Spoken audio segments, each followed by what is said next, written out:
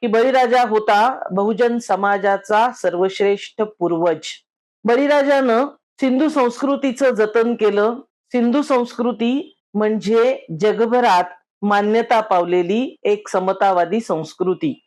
अशा संस्कृतीच्या उत्तरार्धात बळीराजानं आपलं राज्य केलं आणि असं राज्य केलं की ज्या राज्यामध्ये स्त्रियांना सन्मान होता, ज्या राज्यामध्ये शेतकऱ्याला तगई दिली जात होती, म्हणजे त्याच्या मागे तगादा लावला जात नव्हता.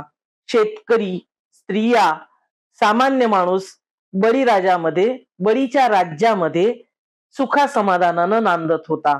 आणि म्हणूनच आजही स्त्रियांना अशा बळीराजाचं राज्य, ज्या बळीराजानं स्त्रियांना प्रतिष्ठा दिली, सन्मानानं जगण्याचा हक्क त्या राज्यात होता, अशा बळीचं राज्य पुन्हा प्रस्थापित व्हावं अशी मंगल कामना आजही बहुजन समाजातल्या स्त्रिया करताना दिसतात.